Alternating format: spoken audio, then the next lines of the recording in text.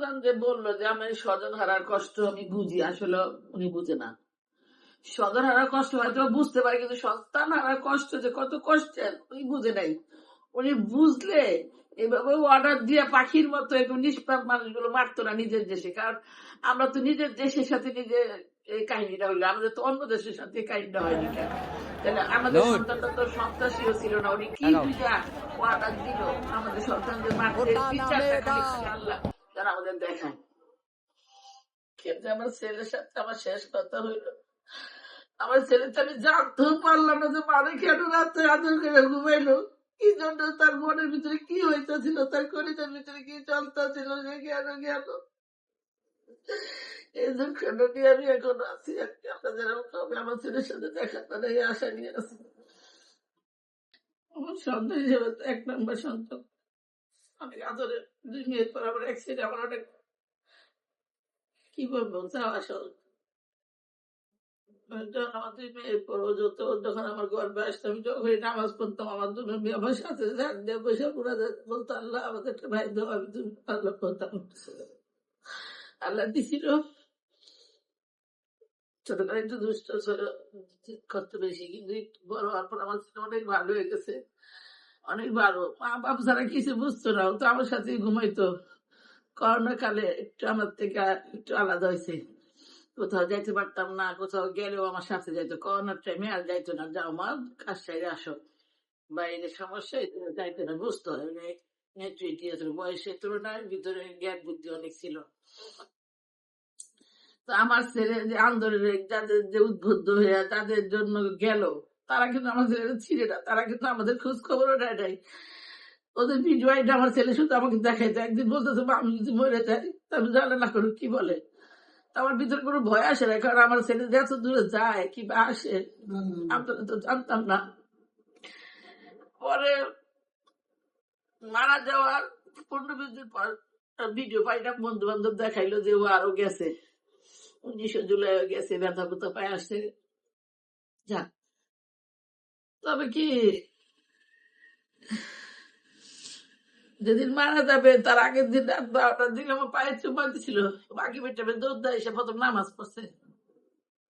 পরে আবার স্যারের রুমে যায় পড়ালেখা করে দেরি করে আসছে, খাওয়া দাওয়া করতেছি, আমি শুয়ে পড়ছি। ও বোনের সাথে বলো টিভি দেখলো, টিভি দেরি হয়েছে গেছে 12টায় বাজছে। আমি হঠাৎ করে মনে হলো আমার পায়ে কে চুমা দিতেছে, তাকাইলাম, স্পর্শ দেখে আমার ছেলে চুমা দিয়ে ঘুমাইছে। আর কেন ঘুমাইছে বুঝি সকালে জিজ্ঞাসা করবো। সকালে আর জিজ্ঞাসা সময় পাই নাই, কারণ ব্যস্ত ছিলাম রান্না বান্না নিয়ে। ও আবার নিচে যায় সারা রুমে পরে, ভাল লাগে না, আবার একটু আসে। আমার হাজবেন্ড বাড়িতে ছিল দেখে ও আবার আবার ডিম এনে দিছে, পেঁয়াজ এনে দিছে। মা ভয় পাইছি, কেন বাবা?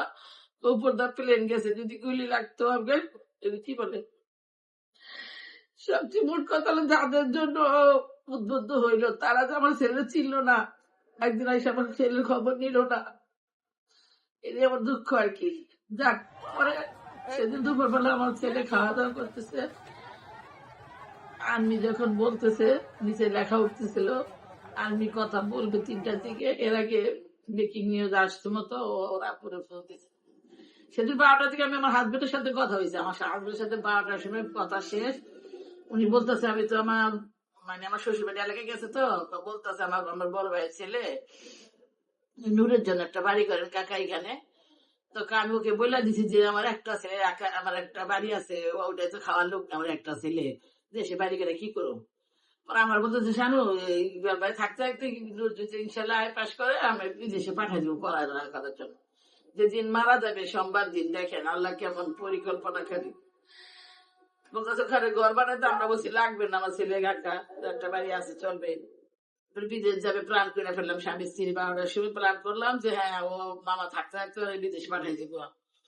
বলা শেষ, আমার স্বামীর সাথে সেই কথা রাত 3টার দিকে আমার ছেলে লাশ খেয়ে যায়, বলছি বিদেশে যাওয়ার জন্য দিয়ে আসছে। ছেলে মাত্রে গায়ে বসে মেঘে বাবারে বইলা বলে যে সত্যি না মিথ্যে, আরেকবার দেখে বাবা আগে দেখা আরে বইল না। কারণ ও ও ভাবতেছে যে আমি একটা কথা বলবো, আমার বাবা মানুষের বলে দেবে, পরে যদি এটা মিথ্যা হয় তাহলে আমার বাবা মৃত্যু হয়ে যাবে। এজন্য বলছে বাবা আগে বইলো না, আমি আবার মেকি নিয়ে দেখে তোমার জ্বালাবো যে উনি বানাইছে। এতটা বুঝতে টানা ছেলে ছিল আমার। পরে বন্ধু আসলে বন্ধুর সাথে চলে গেছে। আমি জানি যে হয় ছাদে থাকবে, নাহলে ভাড়া বাড়িতে থাকবে, কিংবা বন্ধু ছাদে থাকবে, নাহলে পাশের বাড়ি ছাদে থাকে। কিন্তু আমার ছেলে এত দূর গেছে আমরা জানি না। আমরা আজান দিব তো আমি বলছি একটু শুয়ে নামাজ পড়বো। শোয়ার সাথে সাথে আমার ছোট বড় মেয়েটা চিন্তা মা ভাইয়া কই, ওর ভিতরে জানি কেমন করতেছিল, আল্লাহ এবারে বুঝাই দিছে। এরপর আমি কিন্তু মিনা জানো ওর সাথে গেছে। এমন টাইমে পাশের বাড়ি থেকে ডাকতেছে, বলে ওই ছেলেগুলি খাইছে। কিন্তু আসলে ওই ছেলেগুলি খায় না, আমার ছেলেগুলি খাইছে। আমার ছেলে তত করে টঙ্গি মেডিকেলে নিয়ে আইছে। আমার বড় ভাই ফোন দিছে, নূর কোথায়? আপনাকে নূর তো বাইরে, নূর তো গুলি খাইছে। আমার ভাইয়ের কাছে খবর গেছে, আমি জানি না। 2-3 মেডিকেল আমার ছেলের নেয় না। যদি ঢাকা মেডিকেল নিতে পারতো হয়তো ফ্যাসিলিটি ভালো পাইলে হয়তো বাঁচতে পারতো। কেউ কারণের জন্য আমার ছেলেরা বাঁচতো না। রাস্তায় আগুন লাগাই দিচ্ছে, কোনো গাড়ি যাইতে রাজি হলো না।